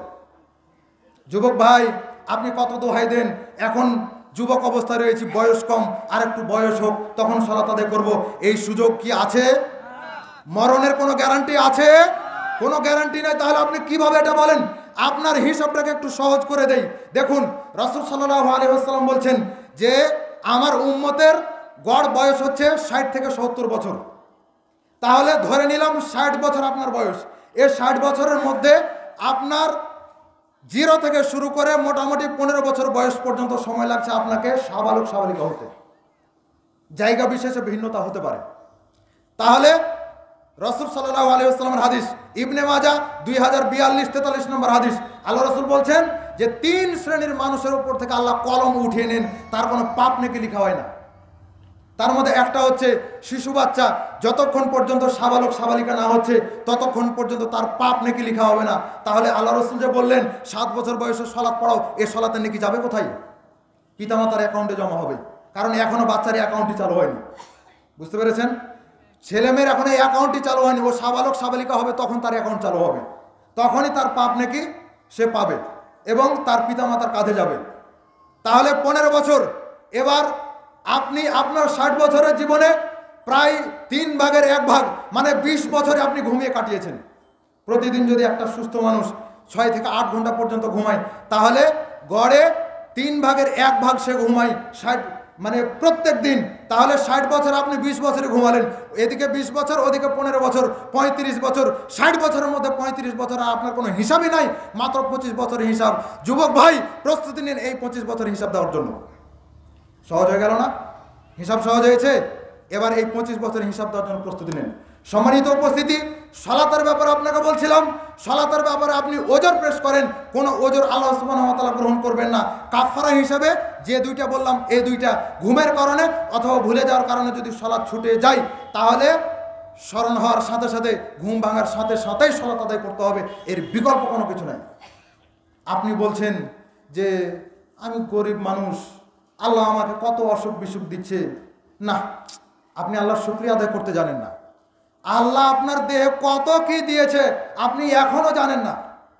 আপনার ভিতরে যেই টিস্যুগুলো আছে, এগুলো দিয়ে যদি আপনি গোটা পৃথিবীকে ব্যাট দেন, 2.5 বার ব্যাট দিতে পারবেন একটা মানুষের টিস্যু দিয়ে। আল্লাহ এত নিয়ামত দিয়েছেন। যে চোখ আল্লাহ দিয়েছেন, এই চোখে পাওয়ার রয়েছে প্রায় 570 থেকে 600 মেগাপিক্সেল পাওয়ার আল্লাহ দিয়েছেন চোখে। যার কারণে আপনি যখন ক্যামেরাতে ছবি তোলেন, ক্যামেরার পাওয়ার কত বা আছে? 100 মেগাপিক্সেল আছে? নাই। তো ওই ক্যামেরা দিয়ে যখন আপনি ছবি তুলছেন তখন ওটা দেখতে কেমন, আর আপনার খালি চোখে আপনি দেখছেন তখন ওটা দেখতে কেমন? যেগুলো আপনি এই গ্রাফিক্সের কাজ দেখেন, এগুলো কে তৈরি করে? মানুষই করে। কোন চোখ দিয়ে করে? মানুষের চোখ দিয়ে করে। তাহলে ক্যামেরার চোখের দাম বেশি না আপনার চোখের দাম বেশি? কোনোদিন শুকরিয়া আদায় করেছেন? আপনার মধ্যে যে কিডনি আল্লাহ দিয়েছেন, একটা কিডনি না থাকলে, মানে দুইটার মধ্যে একটা যদি না থাকে, তাও আপনি চলাফেরা করতে পারবেন। তবু আল্লাহ সুবহানাহু ওয়া তাআলা আপনার প্রতি দয়া করে আল্লাহ আপনাকে দুইটা কিডনি দিয়েছেন, একটা অতিরিক্ত দিয়েছেন। কখন আল্লাহ শুকরিয়া আদায় হয়েছে? আল্লাহ কত নিয়ামত দিলেন, আপনি শুধু আপনারটাই দেখেন, আপনি শুধু আপনারটাই দেখেন, আর উপরের দিকে দেখেন যে কত মানুষ সুখে আছে, আমাকে আল্লাহ সুখ দেয় না, খালি আমাকেই দেখতে পায়, তাই আল্লাহ আমাকেই বিপদ দেয়। আসলে কি তাই? সব সময় নিচের দিকে তাকাবেন, আপনার নিচে যারা রয়েছে তাদের দিকে তাকাবেন। আপনার চাইতে কত অসহায় মানুষ দুনিয়াতে আছে, তো অন্তত তাদের চাইতে তো আপনি ভালো আছেন। আল্লাহর নিয়ামতের শুকরিয়া আদায় করতে শিখুন। রাসূল সাল্লাল্লাহু আলাইহি ওয়াসাল্লাম রাতের বেলা সালাত আদায় করছেন। সালাত আদায় করতে করতে আল্লাহ রসুলের পা ফেটে যাচ্ছে, পা দিয়ে রস বের হচ্ছে। সাহাবীরা বলছেন যে আল্লাহ রসুল, আপনার জীবনের আগের পরের গুনাহ আল্লাহ ক্ষমা করে দিয়েছেন, আপনার এত সালাত পড়ার কি দরকার? রাসূল সাল্লাল্লাহু আলাইহি ওয়াসাল্লাম বলছেন, আফালা আকুনা আবদান শাকুরা।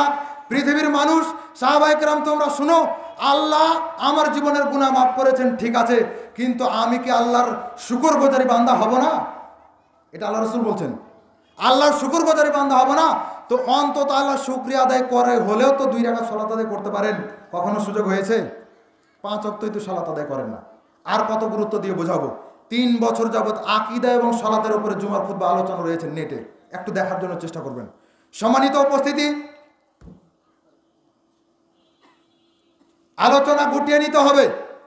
সালাতের ব্যাপারে এইভাবে বললাম, যে ব্যক্তি সালাত আদায় করে না সে ব্যক্তি হচ্ছে কাফের, যে ব্যক্তি সালাত আদায় করে না সে ব্যক্তি কাফের। ফতোয়া আমার নাই, ফতোয়া দিয়েছেন নবী মুহাম্মদ সাল্লাল্লাহু আলাইহি সাল্লাম। পারলে তাকে ঠেকানোর জন্য চেষ্টা করবেন, কিয়ামতের দিন তাকে ঠেকানোর জন্য চেষ্টা করবেন। মুহাম্মদ তোমার শরীয়তকে 5 পয়সা দাম দেয়নি, ঠেকাও, কিভাবে ঠেকাচ্ছ? কিয়ামতের দিন মুহাম্মদ সাল্লাল্লাহু আলাইহি সাল্লামকে দেখানোর চেষ্টা করিয়েন। সহিহ মুসলিম 82 নম্বর হাদিস, তিরমিজির মধ্যে পাবেন 2221, 22, 23 নম্বর হাদিস। রাসূল সাল্লাল্লাহু আলাইহি ওয়াসাল্লাম বলছেন, বাইনাল আবদি ওয়া বাইনাল কুফরি তারকুস সালাহ। মুসলমান এবং কাফেরের মধ্যে পার্থক্য হচ্ছে সালাত। যে সালাত আদায় করে সে মুসলমান, যে সালাত আদায় করে না সে কাফের। যে সালাত আদায় করে সে মুসলমান, যে সালাত আদায় করে না সে কাফের। কানা আসহাবু মুহাম্মাদিন সাল্লাল্লাহু আলাইহি ওয়াসাল্লাম লা ইয়ারাউনা শাইআম মিনাল আমালি তারকুহু কুফরুন গায়রা সালাহ। মুহাম্মদ সাল্লাল্লাহু আলাইহি ওয়াসাল্লামের সাহাবীদের মধ্যে ইজমা ছিল যে কোনো আমল যদি কেউ ছেড়ে দেয় তাহলে সে ব্যক্তিকে তারা কাফের মনে করতেন না, কিন্তু যদি কেউ সালাত ছেড়ে দেয় তাহলে সে ব্যক্তিকে তারা কাফের মনে করতেন। আজকে আমরা শুধুমাত্র জুমার দিন সালাত আদায় করি, ঈদের দিন সালাত আদায় করি, জানাজার সালাত আদায় করি, তারপরে আমরা মনে করি ইমানদার। মনে করে না মানুষ? নিজেকে ইমানদার মনে করে না? মনে করে। অথচ ইবলিস শয়তান একটা সিজদা করেনি, তাই না? একটা সিজদা না করার কারণে ইবলিস হয় কাফের। আর আপনি প্রতিদিন কমসে কম 17 রাকাত ফরজ সালাতে 34টা সিজদা করেন না আল্লাহকে। আপনি আল্লাহকে সিজদা দেওয়া থেকে বিরত রয়েছেন, আর আপনি নিজেকে ইমানদার দাবি করেন। 34টা সিজদা না করে আপনি যদি ইমানদার হন, তাহলে ইবলিস শয়তান কাফের হয় কোন দোষে? ইবলিস শয়তান তো আপনার চাইতে বড় ইমানদার হওয়ার কথা ছিল। সম্মানিত উপস্থিতি, বুঝার জন্য চেষ্টা করেন। সালাত গুরুত্বপূর্ণ ইবাদত, যে কোনো মূল্যে সালাত আদায় করতে হবে, জরুরি ভিত্তিতে। কোনোভাবে সালাত ছাড়ার কোনো সুযোগ নাই। অতএব সবাই চেষ্টা করুন 5 ওয়াক্ত সালাত যথাসময়ে আদায় করার জন্য। এবার আপনাকে বলি, রাসূল সাল্লাল্লাহু আলাইহি ওয়াসাল্লামের পদ্ধতিতেই সালাত আদায় করতে হবে, না হলে সালাতে বড় ধরনের ত্রুটি থেকে যায়। এক প্রকার বলা যায় সালাতই হবে না। খুলে দেখুন, রাসূল সাল্লাল্লাহু আলাইহি ওয়াসাল্লামের সময়ে আল্লাহ রসুল মসজিদে নববীর মধ্যে বসে রয়েছেন। সহিহ বুখারী 757 নম্বর হাদিস। তিনি মসজিদের মধ্যে রয়েছেন। একজন ব্যক্তি, একজন সাহাবী, তিনি ইসলাম গ্রহণ করেছেন নতুন। তিনি এসে আল্লাহ রসুলকে সালাম দিলেন। আল্লাহ রসুল সালামের উত্তর দিয়েছেন। এরপরে 2 রাকাত সালাত আদায় করলো। কোথায়? মসজিদে নববীতে। কোথায়? মসজিদে নববীতে 2 রাকাত সালাত আদায় করলো। তিনি চলে যাচ্ছেন, আল্লাহ রসুলকে সালাম দিচ্ছেন। তিনি সালামের উত্তর দিলেন, দিয়ে বলছেন, সল্লু ফাইন্নাকা লাম তুসল্লি। এই তুমি সালাত আদায় করেনি, এর যে ফিরে যাও। সল্লু তুমি সালাত আদায় করো, ফাইন্নাকা লাম তুসল্লি, তুমি এখনো সালাতে আদায় করনি। কি বুঝতে পারলেন? আপনি 2 রাকাত সালাত আদায় করতে দেখলেন না? ওই সাহাবী 2 রাকাত সালাত আদায় করলো না, তারপর আল্লাহ রাসূল বলছেন যে সালাত আদায় করনি। আবার সালাত আদায় করলো, আবার আল্লাহ রাসূল বললেন সাল্লু, সালাত আদায় করো, ফাইন্নাকা লাম তুসাল্লি, সালাত আদায় করনি। এইভাবে 3 বার পর্যন্ত চলে গেছে। 3 বারে 6 রাকাত সালাত আদায় করেছে। তারপর আল্লাহ রাসূল বলছেন যে সালাত আদায় করনি। তখন সাহাবী বলছেন যে আল্লাহ রাসূল আল্লিমনি কাইফা উসাল্লি, আপনি বলে দেন কিভাবে সালাত আদায় করতে হবে, আপনি যেভাবে বলছেন আমি তো জানি না। তখন আল্লাহ রাসূল সালাত শিক্ষা দিলেন। আপনাকে আমি বলতে চাচ্ছি, রাসূল সাল্লাল্লাহু আলাইহি ওয়াসাল্লামের চোখের সামনে 2 করে পরপর 6 রাকাত পর্যন্ত সালাত আদায় করলেন, তবুও তিনি বলছেন সালাত আদায় করনি। মসজিদে নববীর মতো ফজিলতপূর্ণ মসজিদে সালাত আদায় করলেন, যেখানে 1 রাকাত সালাত আদায় করলে মসজিদে হারাম ব্যতীত গোটা পৃথিবীতে যে কোনো মসজিদে 1000 রাকাত সালাত আদায় করলে জানে কি হয়, মসজিদে নববীতে 1 রাকাত সালাত আদায় করলে তাই নাকি হয়। এইরকম একটা মসজিদে সালাত আদায় করলেন, তবুও রাসূল সাল্লাল্লাহু আলাইহি ওয়াসাল্লাম বলছেন যে তুমি সালাত আদায় করনি। তাহলে ওই ব্যক্তি যেখানে রাসূল সাল্লাল্লাহু আলাইহি ওয়াসাল্লামের উপরে ওহী নাজিল হচ্ছে, এইরকম একটা অবস্থাতে সালাত আদায় করছেন, তবুও সালাত হচ্ছে না। আজকে তো ওহীর দরজা বন্ধ হয়ে আছে, আজকে আপনি যেভাবে সালাত আদায় করছেন, বলেন আপনার সালাতের অবস্থা কি? আপনার সালাতের অবস্থা কি? এই জন্য আপনাকে বলছি রাসূল সাল্লাল্লাহু আলাইহি ওয়াসাল্লামের পদ্ধতিতে সালাত আদায় করতে হবে। এবার আলোচনার আমরা ধারাবাহিকতা বজায় রেখে এগিয়ে যাচ্ছি। সম্মানিত উপস্থিতি, আসুন, বিভক্তি হওয়ার দ্বিতীয় একটা কারণ হচ্ছে আকীদাগত কারণ। আকীদাগত বিভক্তি আমাদের সমাজে রয়ে গেছে। আমরা মনে করি আল্লাহ সুবহানাহু ওয়া তাআলার আকার নাই, তিনি সর্বত্র বিরাজমান। এই আকীদা পোষণ করলে ঈমান নষ্ট হয়ে যায়। অথচ এইরকম লোকের সাথে নাকি ঐক্য গড়বে। কিছু মানুষ এইরকম লোকের সাথে ঐক্য করতে চায়, আবার ওই বেরেলবি আকীদার মানুষ ঐক্য করার পরে বাড়ি গিয়ে লাইভে কান্নাকাটি করে আবার ইসলাম গ্রহণ করছে। কার সাথে আপনি ঐক্য করতে চাচ্ছেন? যার আকীদাতে সমস্যা তার সাথে? সমাজে প্রচলিত রয়েছে, আমরা বললে আপনি মানবেন না। বাংলাদেশের দেওবন্দি জগৎ, হানাফি মাযহাবের দেওবন্দি জগতের শ্রেষ্ঠ আলেম, যিনি বাইতুল মোকাররমের ইদানিং খতিব হয়ে আছেন, তিনি হচ্ছেন মাওলানা আব্দুল মালেক, মুফতি আব্দুল মালেক। তার লেখা কিতাব এসব হাদিস নয়।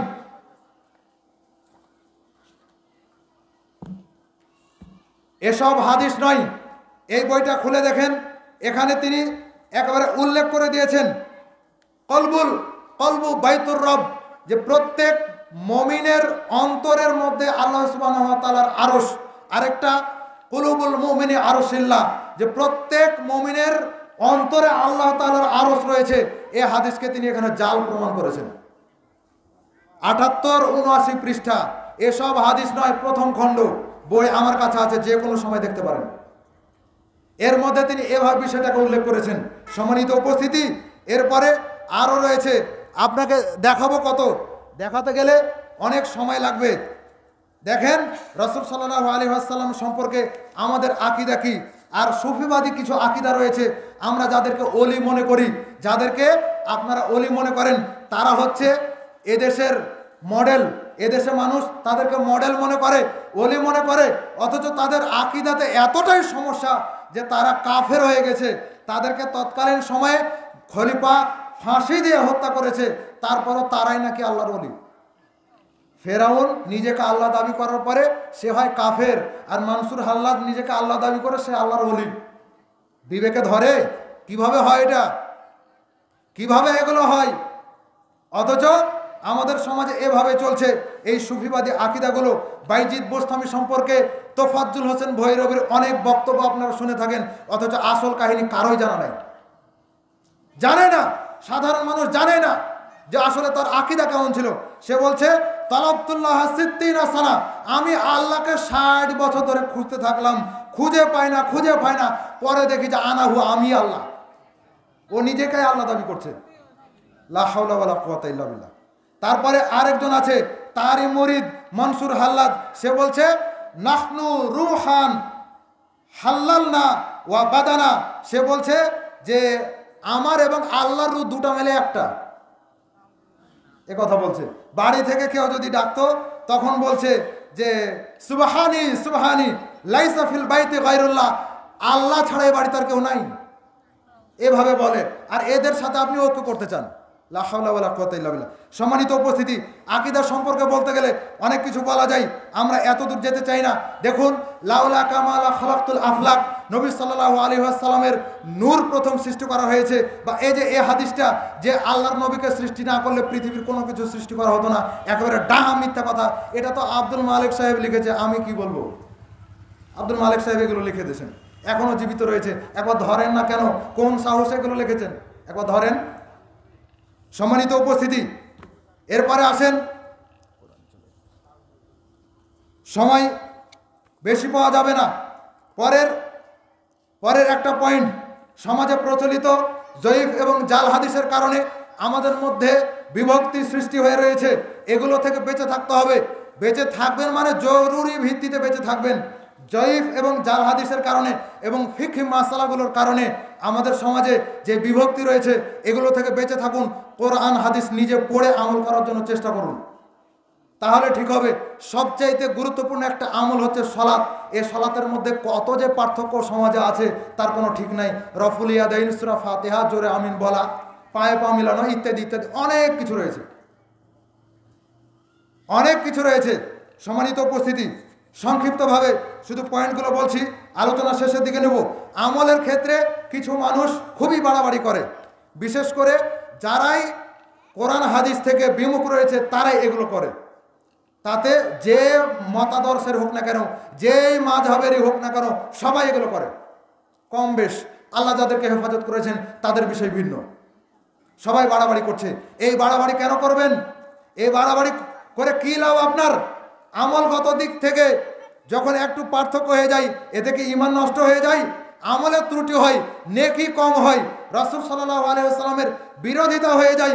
যখন আপনি ওটাকে অস্বীকার করে ফেলেন তখন কিন্তু আমলগত এই পার্থক্যের কারণে একজন কাফের, আর একজনের বউ তালাক, আর একজনের অটো তালাক, এগুলো কেন আসবে?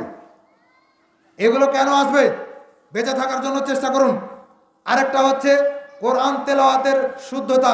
কারোর মধ্যে যদি কোরআন তেলাওয়াত শুদ্ধতা না থাকে, কেউ যদি শুদ্ধ করে কোরআন তেলাওয়াত করতে না পারে, তাহলে ও দল থেকে বার। লা হাওলা ওয়ালা কুওয়াতা ইল্লা বিল্লাহ। সাহাবায়ে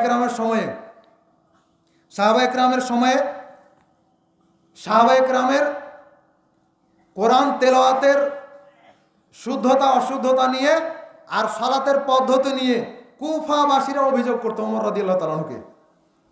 কুফাবাসীরা অভিযোগ করতো যে আপনি যাকে গভর্নর নিযুক্ত করেছেন এর তো তেলাওয়াতই ঠিক হয় না, এভাবে বলতো। আশ্চর্যের বিষয়। আবার আব্দুল্লাহ বিন মাসউদ রাদিয়াল্লাহু তাআলা আনহু এবং ওমর রাদিয়াল্লাহু তাআলা, দুই জায়গাতে দুইটা হাদিস রয়েছে, সবগুলো দলিল লেখা আছে। সময়ের কারণে একটু ক্লোজ করে নিচ্ছি। দেখুন, ওমর রাদিয়াল্লাহু তাআলা আনহু একজন ইমামের পিছনে থেকে সালাত আদায় করছেন, দেখছেন যে ইমাম যা তেলাওয়াত করছেন, আমাকে আল্লাহ রাসূল যা শেখাচ্ছেন সেটার সাথে তো কোনো মিল নাই। তখন মানে খুব রেগে গেছেন, সালাতের মধ্যেই মনে হচ্ছে সালাত ছেড়ে পিটাতে লাগবে এরকম। কিন্তু তিনি ধৈর্য ধারণ করলেন। ধৈর্য ধারণ করে সালাতের পরে গলায় গামছা পেঁচে আল্লাহ রাসূলের কাছে টেনে নিয়ে গেছেন। বলছেন, আল্লাহ রাসূল দেখেন তো, ও যা তেলাওয়াত করছে আপনি তো এইরকম আমাকে শিখাননি, আমাকে যেটা শিখিয়েছেন ওটার সাথে তোর কোনো মিল নাই, তো ও কেন এরকম তেলাওয়াত করবে? এই জন্য ওকে টেনে নিয়ে আসছে। তো রাসূল সাল্লাল্লাহু আলাইহি ওয়াসাল্লাম বললেন, এই তেলাওয়াত করো তো, কি তেলাওয়াত করেছো? তেলাওয়াত করে শুনিয়ে দিলেন। তোমাকে কি শেখানো হয়েছে বলো তো? তেলাওয়াত করে শুনিয়ে দিলেন। তখন রাসূল সাল্লাল্লাহু আলাইহি ওয়াসাল্লাম বললেন, তোমারটাও ঠিক ওটাও ঠিক। 7 পদ্ধতিতে আল্লাহ কোরআন নাজিল করেছেন, 7টি কিরাতের রীতিতে আল্লাহ কোরআন নাজিল করেছেন। হ্যাঁ, আপনি গুরুত্ব দেন, কোরআন তেলাওয়াতের শুদ্ধতার জন্য গুরুত্ব দেন, কিন্তু শুদ্ধ হয় না মানে ওর পিছনে নামাজ হবে না, ওর পিছনে সালাত হবে না, ও অমুক হয়ে গেছে, ও তুমুক হয়ে গেছে। কেন এগুলো ফতোয়া দিবেন? কোন সাহসে? সাহাবায়ে কেরাম তো এই ফতোয়া দেননি, আল্লাহ রাসূল তো সমাধান করে দিয়েছেন। তিনি তো বিভক্তির সৃষ্টি করতে দেননি সুযোগ, তাহলে আপনি কেন এগুলো করেন? সম্মানিত উপস্থিতি, এরপর আসেন সালাতের মধ্যে পায়ের সাথে পা, কাঁধের সাথে কাঁধ না মিলানো, এটা হচ্ছে বিভক্তি সৃষ্টির একটি মাধ্যম। দেখেন, নোমান ইবনে বাশির রাদিয়াল্লাহু তাআলা আনহু বলছেন, সহিহ বুখারী 717 নম্বর হাদিস, আল্লাহ রাসূল সাল্লাল্লাহু আলাইহি ওয়াসাল্লাম বলছেন, আকিমু সুফুফাকুম সালাসা। তিনি 3 বার বলছেন, ইকামত হয়ে গেছে, তারপরে সালাতে, প্রত্যেক সালাত আল্লাহ রাসূল বলতেন, আকিমু সুফুফাকুম, তোমরা সালাতের কাতারকে ঠিক করো। এভাবে আল্লাহ রাসূল বলতেন, 3 বার করে বলতেন। তারপরে তিনি বলছেন, আল্লাহি লা তুকিমুন্না সুফুফাকুম আও লা ইউখাল্লিফান্নাল্লাহু বাইনা কুলুবিকুম। যদি তোমরা সালাতে কাতার ঠিক না করো তাহলে আল্লাহ সুবহানাহু ওয়া তাআলা তোমাদের অন্তরের মধ্যে বিভেদ সৃষ্টি করে দিবেন। হাদিস তো সহিহ বুখারীর 717 নম্বর হাদিস। সালাতে কাতার সোজা করতে পারেন না, পায়ের সাথে পা মিলালে বেয়াদবি হয়ে যায়, এখানেই আপনি বিভক্তির সৃষ্টি করে দিলেন। আর বাইরে গিয়ে আপনি ঐক্য করবেন কার সাথে? অমুসলিমের সাথে। আপনার মুসলিম ভাইয়ের সাথে আপনি ঐক্য করতে পারেন না, আর কার সাথে করবেন আপনি? সম্মানিত উপস্থিতি, এগুলো বললাম। এরপরে দেশ ভিত্তিক আমরা ঐক্য করি, সংগঠন ভিত্তিক ঐক্য করি, কিন্তু ওই ভাই মুসলিম ওটাকে আমরা মনেই করি না কিছু। দলের বাইরে, তুমি কাতার থেকে বাইরে যাও, এইরকম মনে করি। এই স্বভাবটা তৈরি হয়েছে ওই ফেরাউনি শাসন আমলের ওদিক থেকে। ইতিহাস বলার সময় নাই, তবে জেনে রাখেন ফেরাউনের সময়ে বানি ইসরাইলের লোকেরা কত নিমুখ হারাম ছিল। মুসা আলাইহিস সালামকে আল্লাহ কত নিয়ামত দিলেন, যা মুসা আলাইহিস সালামের উম্মত বানি ইসরাইল স্বচক্ষে দেখলো, তারপরেও তারা নিমুখ হারামি করে। এই দৃশ্য দেখার পরে তো আপনার আশ্চর্য হওয়ার বিষয় হতে পারে যে এরা যদি এইরকম করে তাহলে আজকের যুগের এই বানু ইসমাইলগুলো আসলে তো বানু ইসমাইল নয়, এরা তো বানি ইসরাইল। এটা তো আপনার মনে হওয়া উচিত। দেখেন, মুসা আলাইহিস সালামকে আল্লাহ সুবহানাহু ওয়া তাআলা নিয়ামত দিলেন। মুসা আলাইহিস সালাম যখন সাগর পার হবেন, ফেরাউনের কবল থেকে বাঁচার জন্য উম্মতকে নিয়ে সাগর পার হবেন, তখন মুসা আলাইহিস সালাম সাগর পাড়ে দাঁড়িয়ে রয়েছেন। উম্মতরা সব খুব বিভীষিকাময় অবস্থা যেন কাজ করছে তাদের মধ্যে, যে সাগর, 3 দিকে সাগর আর একদিক থেকে ফেরাউনের বাহিনী, আমরা বাঁচবো কেমন করে? তখন ফেরাউনের কবল থেকে বাঁচার জন্য মুসা আলাইহিস সালাম তাদেরকে সান্ত্বনা দিলেন। আল্লাহ সুবহানাহু ওয়া তাআলা আদেশ করলেন, তোমার হাতে যে লাঠি রয়েছে লাঠি দিয়ে আঘাত করো, 12টা রাস্তা হবে। 12টা রাস্তা কেন? 12টা গোত্রের জন্য। ওই যে ইউসুফ আলাইহিস সালামেরা 12 ভাই ছিল, ওখান থেকে এই বংশ, যার কারণে আল্লাহ সুবহানাহু ওয়া তাআলা এভাবে রাস্তা করে দিচ্ছেন। এত বড় একটা নিয়ামত দিলেন, চোখে দেখা জিনিস। সাগর ফেড়ে গেল, সবাই পার হয়ে গেল, ফেরাউন ডুবে মরল, সবাই দেখছে। এরপরে যখন তারা সিনাই মরুভূমিতে গেল, সিনাই মরুভূমিতে যাওয়ার পরে মুসা আলাইহিস সালামকে বলল যে আপনি আমাদের খাবারের ব্যবস্থা করেন। আল্লাহ সুবহানাহু ওয়া তাআলা তাদের জন্য মান্না সালওয়া নামক খাবারের ব্যবস্থা করলেন। খাবার খেতে খেতে জি আগিয়ে গেছে, তখন বলছে যে মুসা, এই খাবার আমাদের হবে না, খাবার পাল্টাতে হবে। খাবারের পরে পানির কথা বলছে, এখন পানির ব্যবস্থা করেন, কারণ সাগরের পানি তো লোনা পানি, ওই পানি তো খাওয়া যাবে না। তখন আল্লাহ সুবহানাহু ওয়া তাআলা বললেন, পাথরে আঘাত করো, 12টা ঝর্ণা বার হবে। সুবহানাল্লাহ, এত নেয়ামত আল্লাহ দিয়েছেন, তারপর ওই নিমুখ হারাম জাতি মুসা আলাইহিস সালামকে মারেনি। স্বচক্ষে দেখলেন ফেরাউন মারা গেল। আল্লাহ বলছেন যে ওয়াইদ নাজ্জাইনাকুম মিন আলি ফিরাউনা ইয়াসুমুনাকুম সুআল আযাব। স্মরণ করো যে যখন আল্লাহ তাআলা ফেরাউনকে ডুবিয়ে মারেছিল, ওই সময়ের কথা স্মরণ করো। ইউযাবিহুনা আবনাআকুম ওয়া ইস্তাহয়ুনা নিসাআকুম। ওই ফেরাউন যে শিশুর সন্তান ছেলেদেরকে হত্যা করত, মেয়েদেরকে জীবিত রাখত, ওই ফেরাউনকে আল্লাহ ডুবিয়ে মেরেছে। তাই আল্লাহ বলছেন যে ওইটা স্মরণ করো, ওই সময়ের কথা স্মরণ করো। এবার মুসা আলাইহিস সালামের উম্মতরা বলছে যে এই খাবার দিয়ে তো কাজ হবে না, অথচ এত দামি খাবার, মাশরুম, যেটা একেবারে অরিজিনাল মাশরুম, বাংলাদেশি টাকায় 4 থেকে 5 লক্ষ টাকা কেজি। এত দামি নিয়ামত আল্লাহ সুবহানাহু ওয়া তাআলা দিয়েছেন মাশরুম। এই মাশরুমের খাদ্য, আর পাখি যেটা গাছে এসে বসে থাকতো আর ওইটা ধরে ধরে তারা খেত। এত সুন্দর নিয়ামত দিলেন, প্রতিদিন একবারে আপডেট খাবার, কিন্তু কাজ হয় না। খাবার খেয়ে খেয়ে আর মনে চায় না। তখন বলছে যে আমাদের জন্য পেঁয়াজ, রসুন, আদা এগুলোর ব্যবস্থা করে দাও, আমরা রান্না করে খাবো। আল্লাহ যে প্রতিদিন আসমান থেকে খাবার নাজিল করেন, জান্নাত থেকে খাবার দেন, এটা তাদের পছন্দ হচ্ছে না। তখন মুসা আলাইহিস সালাম বললেন, ঠিক আছে, তাহলে তোমরা বাইতুল মুকাদ্দাসের দিকে রওনা করো, বাইতুল মুকাদ্দাসে যাও। ওখানে আল্লাহ সুবহানাহু ওয়া তাআলা এত উর্বর জমি রেখেছেন, ওখানে যদি তোমরা গিয়ে ফসল চাষ করো তাহলে ফসল হবে। কিন্তু সিনাই মরুভূমি, বালুময় জায়গা, এখানে তো ফসল হবে না। ওখানে তোমরা চলে যাও, তখন ওখানে গিয়ে তোমরা ফসল চাষ করবে, ফসল হবে। এবার উম্মত বলছে যে ওখানে যেই আমালেকার সম্প্রদায় রয়েছে ওরা ওখানে রয়েছে, অতএব আমরা যাব না, আপনি আর আপনার রব গিয়ে ওখানে গিয়ে যুদ্ধ করেন, তারপরে আপনারা বিজয় নিয়ে আসবেন, তারপরে আমরা যাব, আমরা এখানে থাকলাম। কি নিমখারাম জাতি, এত নিয়ামত পাওয়ার পরেও মানছে না। অথচ কত নিয়ামতপূর্ণ জায়গা আল্লাহ কোরআনে 3 জায়গাতে বাইতুল মুকাদ্দাসে যে আল্লাহ নিয়ামত দিয়েছেন এ কথা উল্লেখ করেছেন, তারপর উম্মত মানতে রাজি নয়। ওই জাতের জাত তো এখন আমরা, তাহলে দেশ ভিত্তিক, গোত্র ভিত্তিক, সংগঠন ভিত্তিক, জামাত ভিত্তিক ভ্রাতৃত্ব থাকবে না, তো দেশ ভিত্তিক আর একবারে পৃথিবী ভিত্তিক কিভাবে ভ্রাতৃত্ব আসতে পারে? অথচ আল্লাহ সুবহানাহু ওয়া তাআলা কোরআনুল কারীমের মধ্যে উল্লেখ করেছেন ইন্নামাল মুমিনুনা ইখওয়া, মুমিনরা পরস্পর ভাই। ও যেখানে থাকুক কেন, বাংলাদেশে থাকুক, ইন্ডিয়ায় থাকুক, সৌদি আরবে থাকুক, আফগানিস্তানে থাকুক, যেখানেই থাকুক না কেন, ও মুসলিম মানে ও আমার ভাই, ও মুসলিম মানে ও আমার ভাই, ওর সাথে পার্থক্য তৈরি করার কোনো সুযোগ নাই। আল্লাহ রাসূল তো তার সাহাবীদের মধ্যে পার্থক্য করেননি। সম্মানিত উপস্থিতি, এবার সমাধানের প্রয়োজন, সমাধানগুলো আমরা নিয়ে আসার জন্য চেষ্টা করি। সাহাবায়ে কেরাম এবং রাসূল সাল্লাল্লাহু আলাইহি ওয়াসাল্লামের আকীদায় ফিরে আসতে হবে, তাহলে আপনি এটার সমাধানে পৌঁছতে পারবেন, দ্বন্দ্ব নিরসন হয়ে যাবে। দলিল সূরা নিসা 4 নম্বর সূরার 59 নম্বর আয়াত, আল্লাহ বলেছেন ঈমানদারগণ তোমরা আল্লাহর আনুগত্য করো, নবীর অনুসরণ করো, উলুল আমরের অনুসরণ করো, আর যদি তোমাদের মধ্যে মতভেদ হয় তাহলে তোমরা ফারুদ্দুহু ইলাল্লাহি ওয়া রাসূল, আল্লাহ এবং তার রাসূলের দিকে ফিরে যাও, তাহলে আর ইখতিলাফ থাকবে না। কোরআনের আয়াত দিয়ে দিলাম। এবার আসেন হাদিস। আবু দাউদ হাদিস নাম্বার 4607, ইবনে মাজার 14 নম্বর হাদিস, মিশকাতের মধ্যে এই হাদিস রয়েছে 145 নম্বর হাদিস।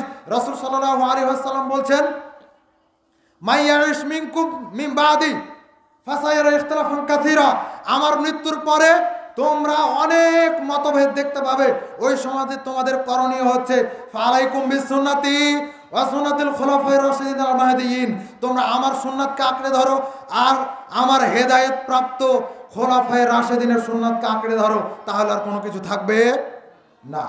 তারপরেও সতর্ক করে দিয়েছেন যে বিদাত থেকে বেঁচে থাকতে হবে, এটা রাসূল সাল্লাল্লাহু আলাইহি ওয়াসাল্লাম সতর্ক করে দিয়েছেন। ওয়া ইয়াকুম মুহদাসাতিল উমুর ফাইন্না কুল্লা মুহদাসাতিন বিদআ ফাইন্না কুল্লা মুহদাসাতিন বিদআ ওয়া কুল্লা বিদআতিন যালালা ওয়া কুল্লা যালালাতিন ফিন্নার, নাসাইর রিওয়ায়াত অনুযায়ী তিনি বলছেন যে তোমরা নতুন আবিষ্কৃত আমল থেকে বেঁচে থাকো, কারণ ওটাই হচ্ছে বিদাত, আর প্রত্যেক বিদাতই হচ্ছে পথভ্রষ্টতা। বিদাতের মধ্যে 2টা ভাগ নাই, বিদাতা হাসান আর বিদাতা সাইয়া বলতে কোনো জিনিস নাই। পায়খানার মধ্যে যেমন কোনো পার্থক্য নাই, ওটাকে দেখে যেমন কেউ পার্থক্য করে না যে একটা শুকনা আর একটা পাতলা, একটা শুকনা আর একটা পাতলা, এইরকম পার্থক্য করলে যেমন আলাদা হয় না, ওই পায়খানা পায়খানায় থাকে, ঠিক তেমনইভাবে বিদাতা হাসানা বললেও ওই একই বিদাত, বিদাতে সাইয়া বললেও ওই একই বিদাত। হানাফি মাযহাবের আলেম মাওলানা মুফতি আব্দুল মালিক হাফিজাহুল্লাহ তিনি বলছেন তার এই কিতাবগুলোর মধ্যে যে বিদাতা হাসানা বিদাতে সাইয়া বলতে কোনো ভাগ পৃথিবীতে নাই। আপনি আমি ভাগ করি কেমন করে? সম্মানিত উপস্থিতি, দ্বন্দ্ব নিরসন করবেন, হিংসা তারপরে সংকীর্ণতাকে কুরবানি দিয়ে উদারতা পেশ করার জন্য চেষ্টা করুন। 2-1টা দৃষ্টান্ত দিব, দেখুন। সমালোচনা থেকে বেঁচে থাকার জন্য চেষ্টা করবেন। 2-1টা দৃষ্টান্ত আপনার সামনে উল্লেখ করি। আল্লাহ রাসূল সাল্লাল্লাহু আলাইহি ওয়াসাল্লাম বলছেন আল মুসলিমু আখুল মুসলিম, এক মুসলিম অপর মুসলিমের ভাই। তারপরে তিনি বলছেন লা ইয়াজলিমুহু ওয়ালা ইউসলিমুহু, সে তার প্রতি জুলুম করবে না, তাকে কষ্ট দিবে না, ধ্বংসের দিকেও ঠেলে দিবে না। এটা হচ্ছে এক মুসলিমের প্রতি আরেক মুসলিমের কাজ। কথা বুঝতে পেরেছেন? এখন আপনাকে সমাধান দিচ্ছি, এই সমাধানগুলো একটু গ্রহণ করুন, মনোযোগ সহ আলোচনা শ্রবণ করার জন্য চেষ্টা করুন। লাইভ চলছে, রেকর্ড থাকবে, এগুলো একটু দেখার জন্য চেষ্টা করবেন, অথবা নোটটা সংগ্রহ করার জন্য চেষ্টা করবেন। প্রত্যেকটা হাদিস মিলিয়ে মিলিয়ে তারপর আপনার সামনে কথা বলছি। হাদিস নাম্বার খুললেই আপনি মিলিয়ে পেয়ে যাবেন, একটাও ফল্ট হবে না ইনশাআল্লাহ।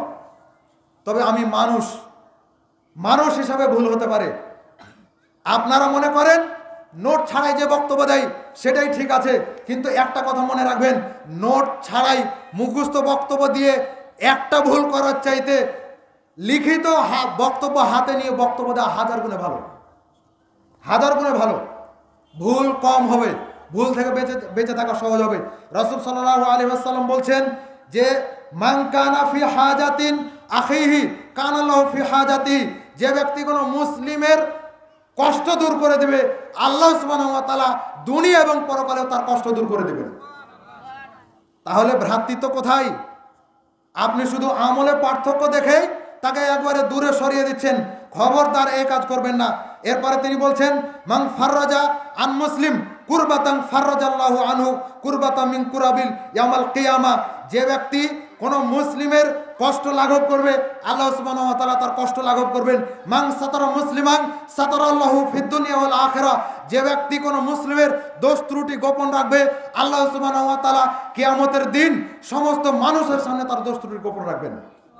আজকে আপনি 10টা মানুষের সামনে একজনকে অপমান করতে পারছেন, কিয়ামতের দিন যখন আপনাকে কোটি কোটি মানুষের সামনে অপমান করা হবে, ওটা সবচাইতে কঠিন নয়? ওটা সবচাইতে কঠিন। অতএব ওইটাকে বাঁচানোর জন্য এখানে একটু কষ্ট করেন, নিজের জিহ্বার ক্ষতি থেকে একটু বেঁচে থাকার জন্য চেষ্টা করেন। সম্মানিত উপস্থিতি, যে হাদিস বললাম এটা রয়েছে সহিহ বুখারী মুসলিম মিশকাতের 4958 নম্বর হাদিস। এরপরে আসেন রাসূল সাল্লাল্লাহু আলাইহি ওয়াসাল্লাম কিভাবে বলছেন একজন মুসলিমের মান সম্মান রক্ত ইজ্জত কিরকম হারাম। মক্কাতে হত্যাকার্য সম্পাদন করা, মদিনাতে হত্যা করা, কোনো গাছের পাতা ছিঁড়া, নখ কাটা ইহরাম অবস্থায়, এগুলো যেমন হারাম, রাসূল সাল্লাল্লাহু আলাইহি ওয়াসাল্লাম বলছেন ইন্না দিমাআকুম ওয়া আমওয়ালিকুম ওয়া আরাদিকুম, তোমাদের একে অপরের সম্মান রক্ত মান ইজ্জত ঠিক সেই রকম হারাম। কা হুরমাতি ইয়াউমিকুম হাদা, আজকের দিন যেমন হারাম, ওয়া ইয়াউমিকুম হাদা, আজকের দিন যেমন হারাম, ফি শাহরিকুম হাদা, মাসটা যেমন হারাম, ওয়া বালাদিকুম হাদা, এই শহর যেমন হারাম, মক্কা যেমন হারাম, মদিনা যেমন হারাম, ঠিক তেমনইভাবে একজন মুসলিমের মান সম্মান আরেকজন মুসলিম নষ্ট করবে, এটাও হারাম। একজন মুসলিমের মান সম্মান রক্ষা করতে আরেকজন মুসলিম বাধ্য, অবশ্যই রক্ষা করতে হবে। সম্মানিত উপস্থিতি, এরপর আসেন আরো কিছু দৃষ্টান্ত আপনাকে বলি। দেখেন সালাম বিনিময়ের মাধ্যমে ভ্রাতৃত্ব রক্ষা করা যায়। আবু হুরায়রা রাদিয়াল্লাহু তাআলা আনহু বলছেন রাসূল সাল্লাল্লাহু আলাইহি ওয়াসাল্লাম বলেছেন লিল মুমিনি আলাল মুমিন সিত্তা খিসালিন, এক মুমিনের উপর আরেক মুমিনের দায়িত্ব হচ্ছে 6টা। কয়টা? একজন মুমিনের উপর আরেকজন মুমিনের দায়িত্ব কর্তব্য হচ্ছে 6টা। তার মধ্যে একটা হচ্ছে সালাম বিনিময়, একটা হচ্ছে সালাম বিনিময়, তার একটা হচ্ছে ইয়াউদু ইদা মারিদা, যখন কোনো ব্যক্তি অসুস্থ হবে তাকে দেখতে যাওয়া, ওয়ায়াসাদু ইদা মাতা, যখন কোনো ব্যক্তি মারা যাবে তখন তার জানাজায় যাওয়া, ওয়াইউজিবুহু ইদা দা, যখন কেউ দাওয়াত দিবে সেই দাওয়াত গ্রহণ করা, ওয়াইউসাল্লিমু আলাইহি, যখন কেউ সালাম দিবে সালামের জবাব দেওয়া, ইদা লাকিয়াহু ওয়া ইউসাম্মিতুহু ইদা আতাশা ওয়া ইয়ানসাহু লাহু, যখন কোনো ব্যক্তি হাঁচি দিবে ওই হাঁচির জবাব দেওয়া। এইরকম 6টা পয়েন্ট রাসূল সাল্লাল্লাহু আলাইহি ওয়াসাল্লাম উল্লেখ করেছেন। এগুলো সব আপনি করেন, ঐক্য ঠিক থাকবে।